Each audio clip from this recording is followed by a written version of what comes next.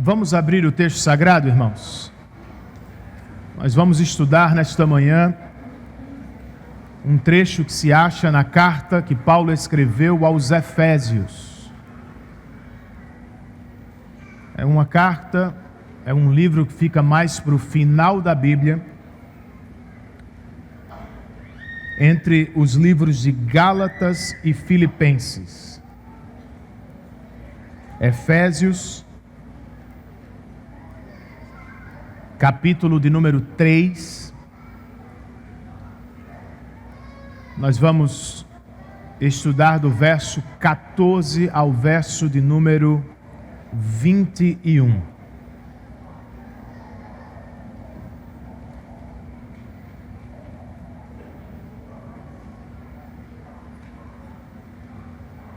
E vocês, adultos, que poder especial vocês gostariam de ter? O poder da riqueza? O poder da longevidade? O poder da perfeita saúde? O poder do sucesso profissional? Um amigo, em um culto, ouviu a seguinte profecia: você será um homem poderoso na terra, e as portas vão se abrir para você por onde você for. Dias depois, este amigo foi ao banco, e não é que as portas do banco se abriram para ele automaticamente. Ele ficou meio confuso, e mais tarde confessou que ficou se perguntando: será que esse negócio funciona mesmo? Será, irmãos? Será que é isso? Qual é o poder pelo qual nós devemos orar pensando em nós e na nossa igreja? Qual é o poder que devemos buscar autorizados e estimulados pela Escritura Sagrada? Nós vamos ler e aprender com esta porção. Efésios 3, verso 14 ao 21. Vamos ler a palavra de Deus. Por essa razão, ajoelho-me diante do Pai, do qual recebe o nome toda a família nos céus e na terra. Oro para que, com as suas gloriosas riquezas, Ele os fortaleça no íntimo do seu ser com poder, por meio do seu Espírito, para que Cristo habite no coração de vocês mediante a fé. E oro para que, estando arraigados e alicerçados em amor, vocês possam, juntamente com todos os santos, compreender a largura, o comprimento, a altura e a profundidade, e conhecer o amor de Cristo que excede todo o conhecimento, para que vocês sejam cheios de toda a plenitude de Deus. Aquele que é capaz de fazer infinitamente mais do que tudo o que pedimos ou pensamos, de acordo com o seu poder que opera em nós, a Ele seja a glória na igreja e em Cristo Jesus, por todas as gerações, para todo sempre. Amém. Vamos orar mais uma vez? Senhor, esta é a Tua palavra, e nós nos reunimos em torno dela todos os domingos, porque distante dela, Senhor, nós não encontramos verdadeira vida, verdadeiro deleite, verdadeira sabedoria. Então agora nós te rogamos pela assistência de Teu Espírito e por iluminação do alto, que crianças, jovens, adultos e senhores ouçam e recebam a Tua palavra com fé, E que o Senhor promova no nosso meio, por meio dela e por ação de teu Espírito, profundas e duradouras transformações. Oramos assim em nome de Jesus e para a glória dele. Amém.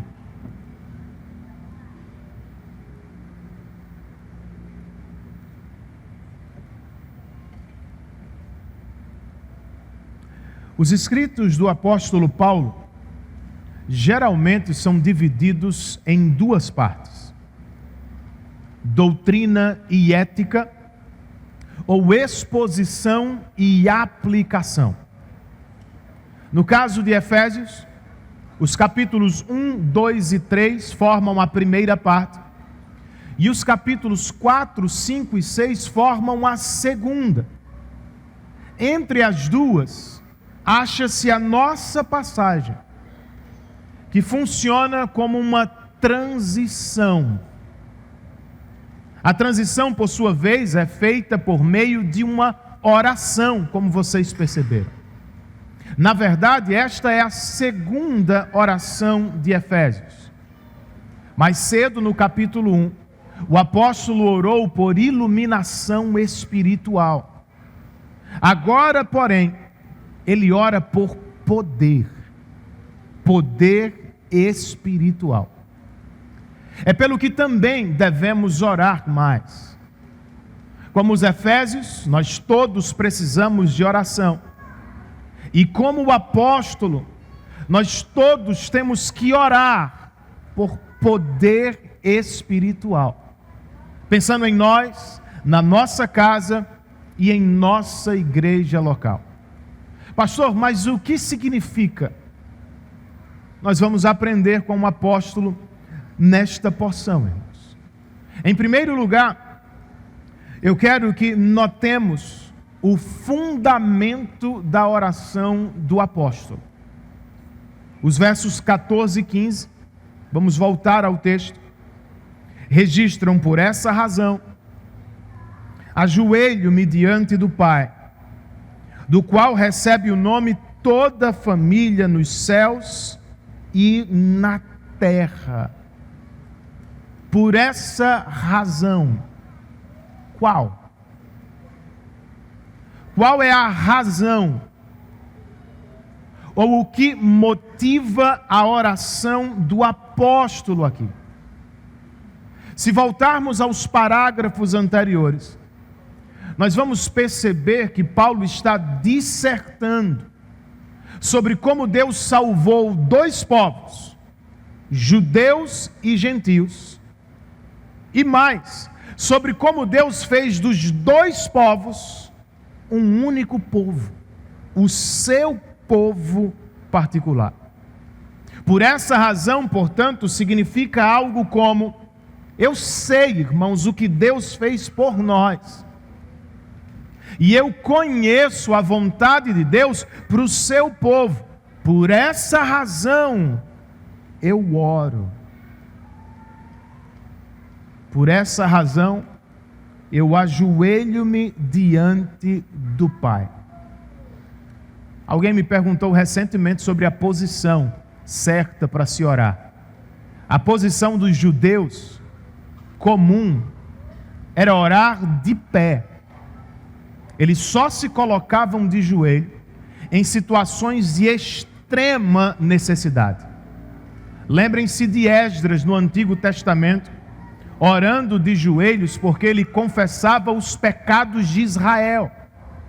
Ou lembrem-se de Jesus no Getsemane, orando com o rosto em terra, horas antes da crucificação. Como eles, Paulo dobra os joelhos e clama pelos efésios, porque julga que o tema de sua oração é de suma importância.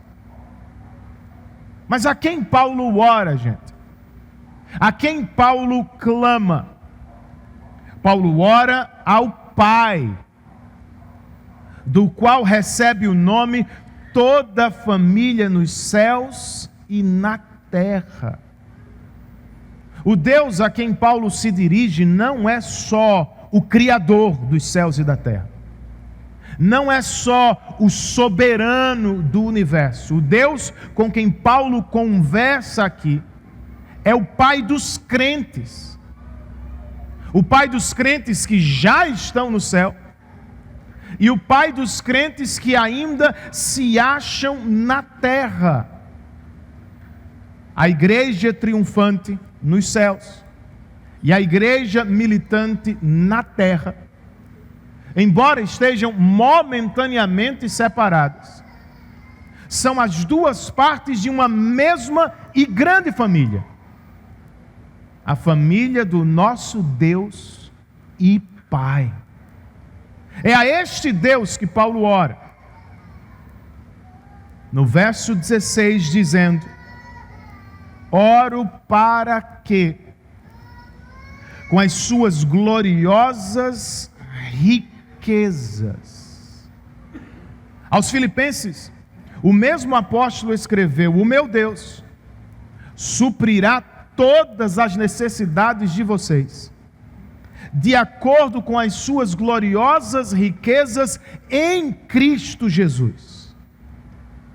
São orações diferentes, feitas pelo mesmo homem e com a mesma confiança. Os recursos do nosso Deus e Pai são inesgotáveis. Será que é como oramos, gente? Oramos como o apóstolo? Temos por fundamento as mesmas coisas? Se nós queremos crescer em nossa vida de oração, nós precisamos conhecer a vontade de Deus. Paulo conhecia bem. Ele sabia o que Deus tinha feito. E ele sabia o que Deus esperava de seu povo. Por essa razão, eu oro. Sabe por que muitas das nossas orações não são atendidas? Por isso. Nós não oramos por essa razão. Nós não oramos a partir da vontade de Deus. E só tem um jeito de conhecer a vontade de Deus, amigo: estudando a palavra dele, onde ele a revelou. Se o fizermos, rapidamente vamos descobrir que Deus está muito mais interessado em nossa santidade do que em nosso conforto. Que Ele se deleita muito mais na pureza da igreja do que no bem-estar material de seus membros. Que Ele se manifesta mais claramente aos homens e mulheres que buscam o seu reino em primeiro lugar, do que aos homens e mulheres cujos horizontes giram em torno do próprio sucesso. Que Ele está muito mais profundamente comprometido em aumentar nossa fé do que em aumentar nossa riqueza material. Nós precisamos orar a partir da vontade de Deus. Nossas orações seriam mais atendidas. Se queremos crescer em nossa vida de oração, nós também precisamos conhecer, é óbvio, o próprio Deus. Ajoelho-me diante do Pai, disse o apóstolo. Você realmente conhece a Deus? Você o vê, o trata não só por soberano do universo, mas também por Pai adotivo, que te ama de maneira especial em Cristo Jesus. É um convite à intimidade, amigo. Da próxima vez que se aproximar de Deus em oração, lembre-se do que disse Jesus: não se preocupem, dizendo: que vamos comer, que vamos beber, que vamos vestir. Os pagãos é que correm atrás dessas coisas, mas o Pai Celestial sabe que vocês precisam dela. Lembrem-se do que ele disse em outro lugar: se vocês, apesar de serem maus, sabem dar boas coisas aos seus filhos, quanto mais o Pai de vocês, que está nos céus, dará coisas boas aos que lhe pedirem. Se queremos crescer em nossa vida de oração, precisamos conhecer a vontade de Deus e precisamos conhecer o próprio Deus intimamente. E mais, queridos, nós precisamos confiar em seu estoque inesgotável de graça. A mão do nosso Deus não está encolhida, gente. Seus ouvidos não estão impedidos. Os celeiros do Senhor não estão vazios. Eles se parecem mais com os celeiros de José no Egito. Há muito mais. Leve o quanto precisar. Duvidar da provisão espiritual de Deus é duvidar do próprio Deus, é depreciar a oferta que Ele nos fez em Cristo. Aos Romanos, Paulo escreveu: aquele que não poupou seu próprio filho, antes o entregou por todos nós, como não nos dará juntamente com Ele e de graça todas as coisas? O nosso Deus tem tudo o que precisamos para viver a vida cristã, até o último dia, irmãos.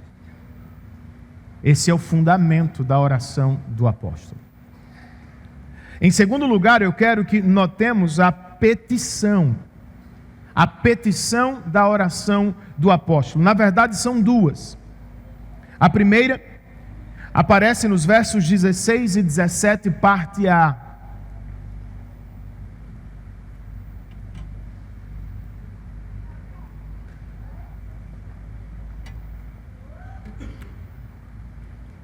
Paulo escreve: oro para que, com as suas gloriosas riquezas, Ele os fortaleça no íntimo do seu ser com poder, por meio do seu Espírito, para que Cristo habite no coração de vocês mediante a fé. Percebem? É uma oração por poder. Que Deus os fortaleça no íntimo do seu ser com poder, por meio do seu Espírito. A natureza deste poder é espiritual, pois é mediado pelo Espírito de Deus. E a esfera de sua atuação é o íntimo do ser, ou como se acha em outras versões, é o homem interior. Agora, qual é o propósito da petição? Por quê? Ou melhor, para que Paulo pede a Deus por poder espiritual? Nós lemos: para que Cristo habite no coração de vocês. Há dois verbos no grego que podem ser traduzidos por habitar. Um deles é mais fraco e significa algo como pernoitar. O outro é mais forte e significa residir. Aqui Paulo emprega o segundo. Ele não quer que Cristo visite os crentes de vez em quando, como faz um viajante. Ele quer que Cristo habite permanentemente em seus corações, como faz um proprietário. Pastor, mas ele já não habita no coração dos crentes? Um comentarista escreve: a habitação de Cristo é uma questão de intensidade. Onde Cristo habita, ele tem de reinar cada vez mais. Essa foi a primeira petição. Qual é a segunda? Entre os versos 17b e 19, nós lemos: e oro para que, estando arraigados e alicerçados em amor, vocês possam, juntamente com todos os santos, compreender a largura, o comprimento, a altura e a profundidade, e conhecer o amor de Cristo que excede todo o conhecimento, para que vocês sejam cheios de toda a plenitude de Deus. Essa é uma petição por conhecimento. Para que vocês possam compreender as dimensões e conhecer o amor de Cristo. Percebam, essa não é uma oração sobre amar mais a Cristo. Poderia ser, é importante que assim oremos também, mas não é o caso. Essa oração é sobre conhecer o amor de Cristo por nós. É sobre conhecer mais e mais o amor do Salvador por seu povo. As dimensões, largura, comprimento, altura e profundidade, transmitem a ideia de amor ilimitado.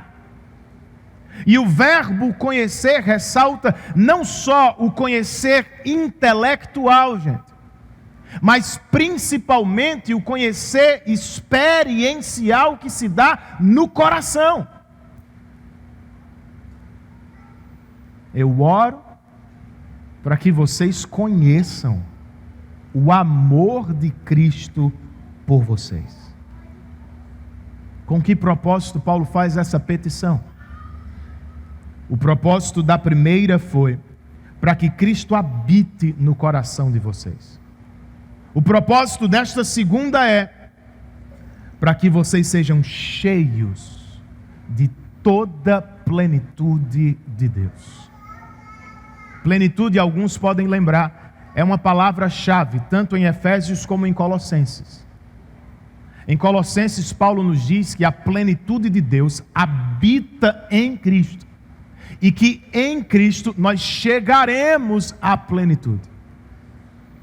Essa parece ser a ideia de Efésios, especialmente nesta oração. Pois, como explica um estudioso da língua do Novo Testamento, a preposição grega que Paulo emprega é eis, e ela indica que devemos ser cheios não com a plenitude, mas até chegarmos a ela. Colocando a questão em termos simples, Paulo está orando por nosso crescimento espiritual. Que Cristo habite em vocês, e que vocês possam conhecer o amor de Cristo, a fim de crescerem e se tornarem maduros na fé. É pelo que Paulo pede, irmãos. É pelo que deveríamos orar mais. É o que nós devemos buscar. Como, pastor? Uma primeira sugestão prática, segundo o que lemos, é: nós precisamos orar e buscar crescer na experiência do amor de Cristo por nós. Você ouviu bem? Eu disse experiência. O exagero de alguns grupos cristãos não pode nos impedir de experimentar mais e mais o amor de Cristo por nós. Se você não se lembra, há na Bíblia espaço, lugar para a experiência. O salmista Asaf, por exemplo, canta: a quem tenho eu nos céus senão a ti, Senhor? E na terra, nada mais desejo além de estar junto a ti. É uma experiência. O salmista Davi escreve: uma coisa pedi ao Senhor e é o que procuro, que eu possa viver na casa do Senhor todos os dias. Para quê? Para contemplar a bondade do meu Deus. O próprio Paulo, nesta mesma carta, mais adiante, vai dizer: não se embriaguem com um vinho que leva à libertinagem. Antes, sejam cheios do Espírito Santo. São experiências, irmãos. E aqui o apóstolo está dizendo que nós precisamos crescer na experiência espiritual do amor de Cristo por nós. É claro que isso não pode acontecer sem a Escritura, porque, de novo, é na Escritura onde se acha revelado objetivamente o amor de Cristo por nós. Só que nós precisamos crescer, partir do conhecimento intelectual do amor de Cristo para o conhecimento experiencial deste amor no coração. Você já viveu algo do tipo? Você está lendo a Bíblia e de repente vai às lágrimas, porque você não só entendeu o que Deus fez por você em Cristo, mas você está sentindo o amor de Cristo por você. Ou você está sofrendo com doenças, injustiças, maldade, pressões deste mundo. Quando de tanto meditar no amor de Cristo por você, você meio que se vê pensando, desejando estar ao lado dele na eternidade. São experiências, irmãos.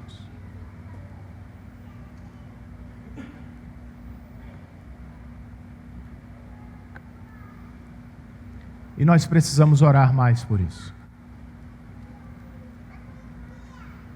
Não só por conhecer intelectualmente o amor de Deus, mas por conhecê-lo também no coração.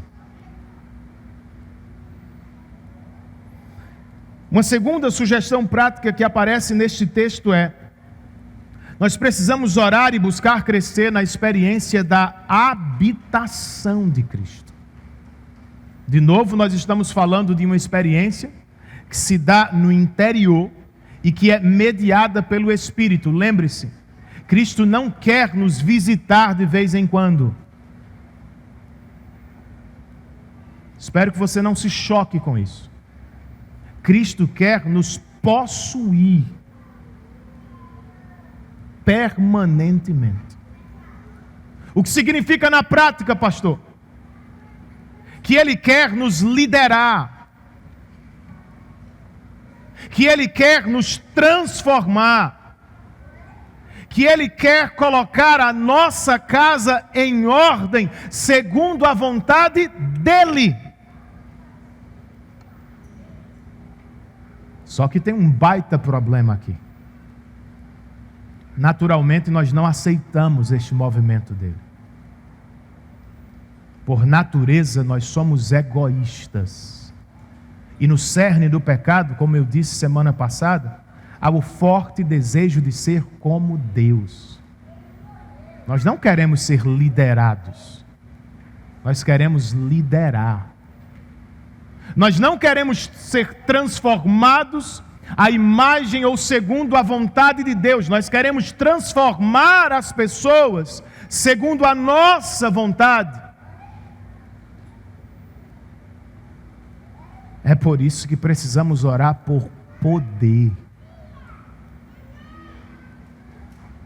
que o Espírito nos dê poder espiritual, para que as nossas vontades morram e para que nasça e cresça no nosso coração alegre submissão à vontade de Cristo.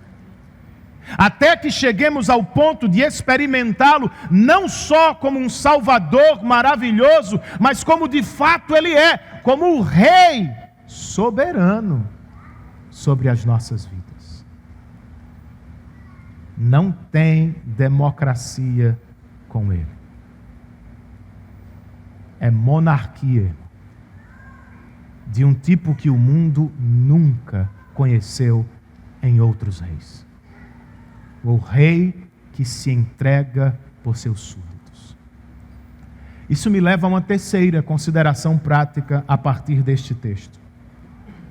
Como envelhecer para a glória de Deus.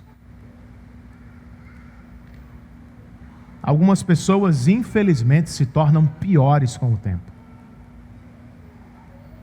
Se revelam amarguradas, azedas, malvadas, introvertidas, exigentes demais. Enquanto tinham a força da juventude, encobriam o ser interior, o homem interior. Mas quando as energias acabaram, elas revelaram do lado de fora o que sempre foram do lado de dentro. É uma pena que seja assim. Graças a Deus, outras pessoas se revelam melhores.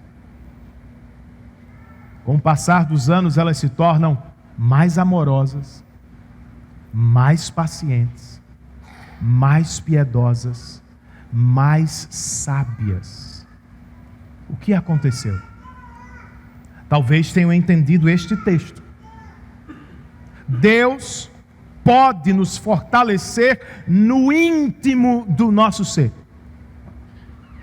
Em outra passagem, o mesmo apóstolo escreve: por isso não desanimamos. Embora exteriormente estejamos a desgastar-nos, interiormente estamos sendo renovados dia após dia. Essa é a maneira de envelhecer para a glória de Deus, irmão. Não tem jeito.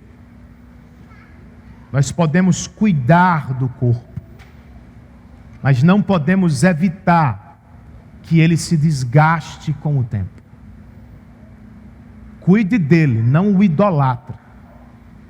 Faça a sua parte, mas seja realista. O que podemos e devemos buscar é a saúde espiritual do homem interior muito mais. Pois se do lado de fora o corpo se desgasta, do lado de dentro, Paulo diz, o homem interior pode se tornar cada vez mais forte no Senhor. Não leia menos a Bíblia agora que você tem mais tempo. Leia mais. Não ore pouco, porque você agora tem a vida toda. Ore muito mais. Não se afaste da comunhão dos santos. Corra para dentro da igreja, se apresente para servir, viva a melhor idade da melhor maneira, para a glória do nosso Deus. Os crentes não deveriam se tornar chatos, mesquinhos, exigentes. Já tem gente demais assim no mundo. Nós precisamos ser os bons velhinhos da vizinhança, de tal forma que as pessoas se perguntem: por que é que vocês são tão felizes, mesmo não tendo a força da juventude, algo idolatrado nos nossos tempos? Nós temos outra força, irmãos. Nós temos outro poder. o poder do Espírito de Deus que atua em nós. Para terminar, eu quero considerar ainda com vocês o objetivo da oração do apóstolo. Antes dele, propriamente, nós encontramos mais um incentivo à oração, verso 20.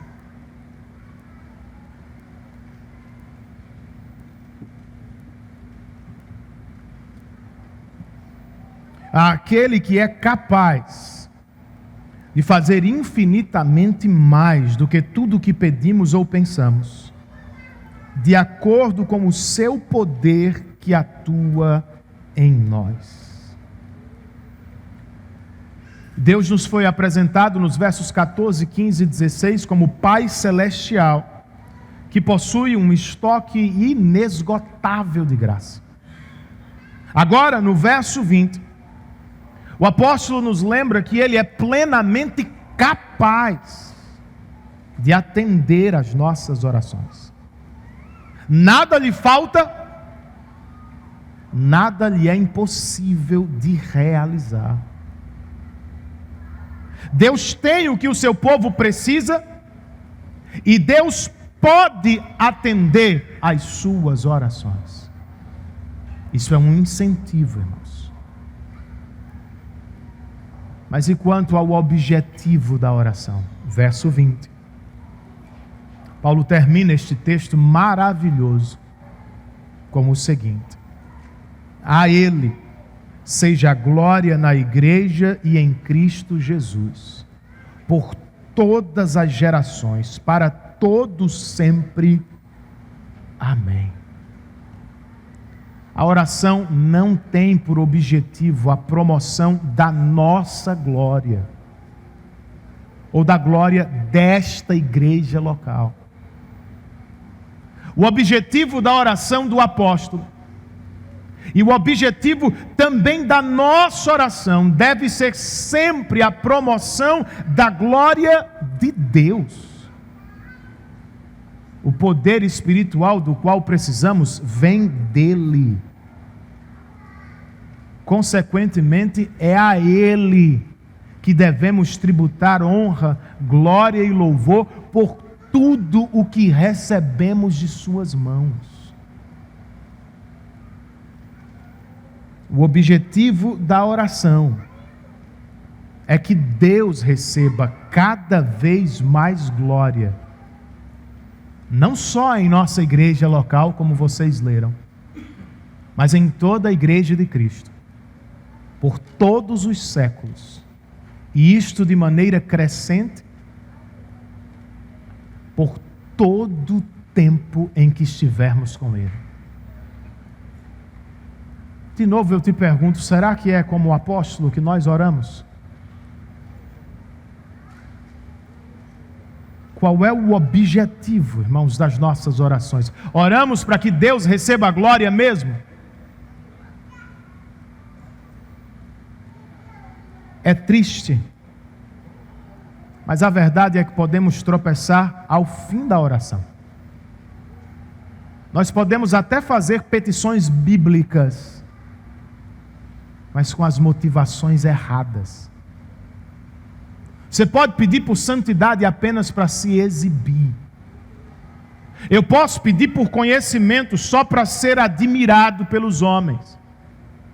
Nós podemos pedir por coisas boas, como trabalho, família e saúde, pensando em nosso reino em primeiro lugar e não no reino de Deus. Percebem o perigo?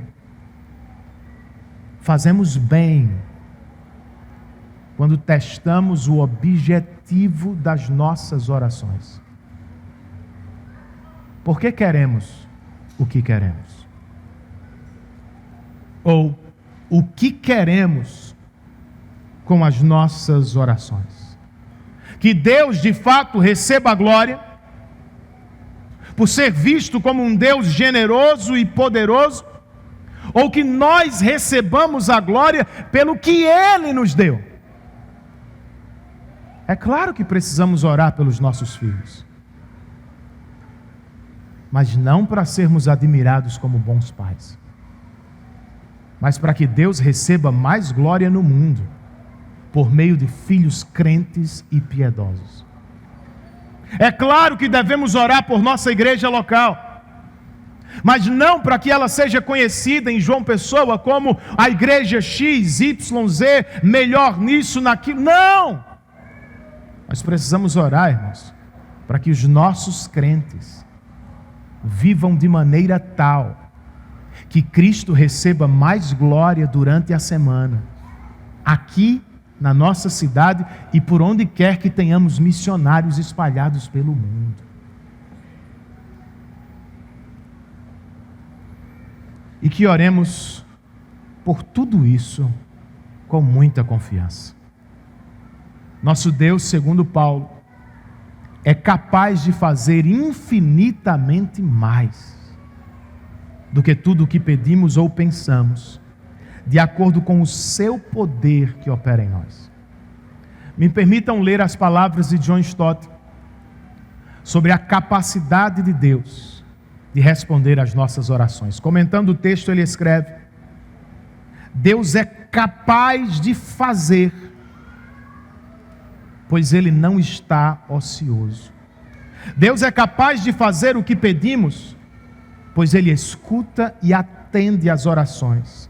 Deus é capaz de fazer o que pedimos ou pensamos, pois conhece as coisas pelas quais nem ousamos pedir. Deus é capaz de fazer tudo o que pedimos, pois sabe de tudo e tudo pode realizar. Deus é capaz de fazer mais do que tudo o que pedimos, pois suas expectativas são mais altas que as nossas.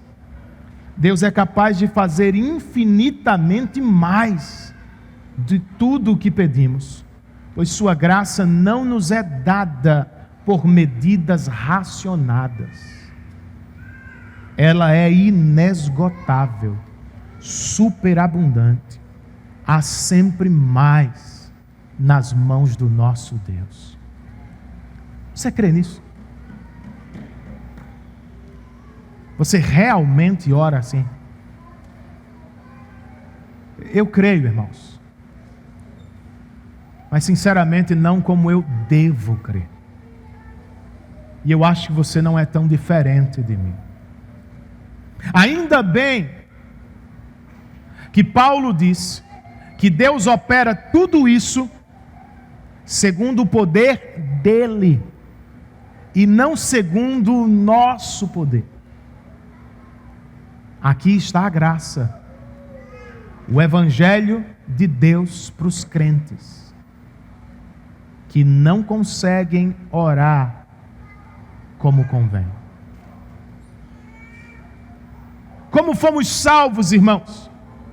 Nós somos salvos da condenação eterna não pelo que fizemos, mas pelo que Cristo fez por nós. De modo semelhante, nossas orações são atendidas não porque oramos perfeitamente, mas porque Cristo morreu, ressuscitou e está à direita de Deus Pai, intercedendo pelos seus. Você não precisa crer perfeitamente, mas a coisa muito importante é você crer. Pois a Bíblia nos diz aqui em Efésios que fé é uma dádiva de Deus. Você não cria, você não constrói, você não chega à fé, você recebe fé como uma dádiva de Deus. E se você recebe, você crê. Não de maneira perfeita, mas de maneira crescente em Cristo Jesus, como seu único Senhor e Salvador. Você não precisa levantar a mão, vir à frente. Você vai perceber, sua família vai notar, seus amigos vão comentar sobre o assunto. Fulano mudou. O que aconteceu? Ele recebeu fé. Ele parou de olhar para si mesmo como centro do universo e ele começou a olhar para Cristo. Pouco a pouco ele deixa de depender de sua sabedoria e força e ele começa a esperar na força e sabedoria do Senhor. Ele deixa de amar o que amava e passa a amar a Cristo. Esse é o maior poder do universo. O maior milagre pelo qual deveríamos orar.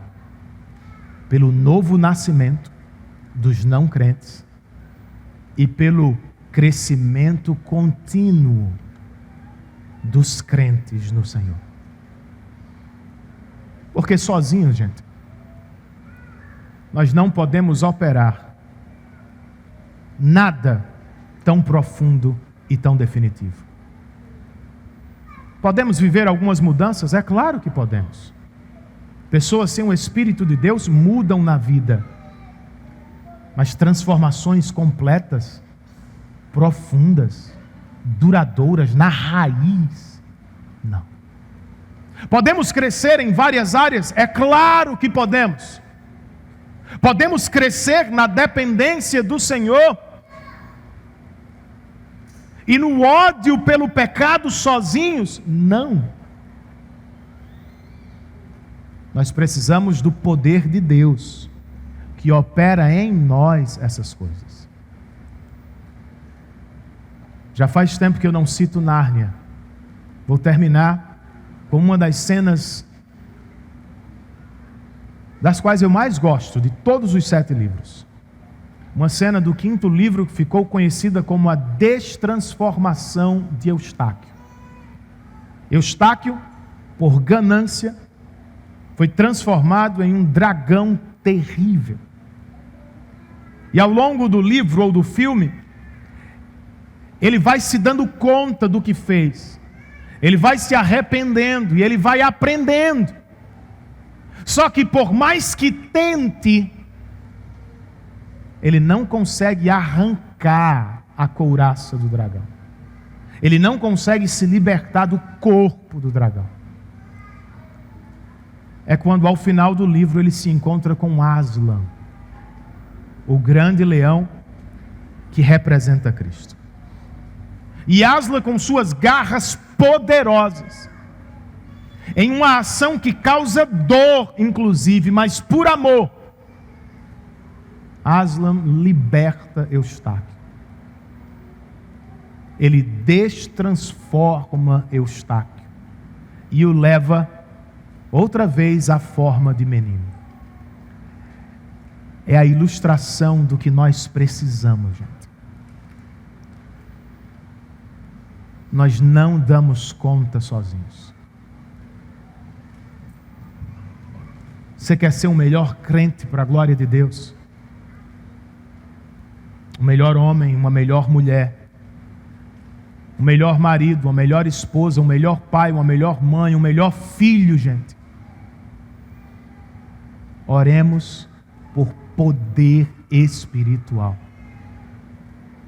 Que Cristo habite em nós permanentemente e que Ele reine cada vez mais. E que o Espírito progressivamente nos leve à maturidade da fé. Você gostaria de viver isso? Então feche os seus olhos aí onde você está e ore ao Senhor silenciosamente por isso.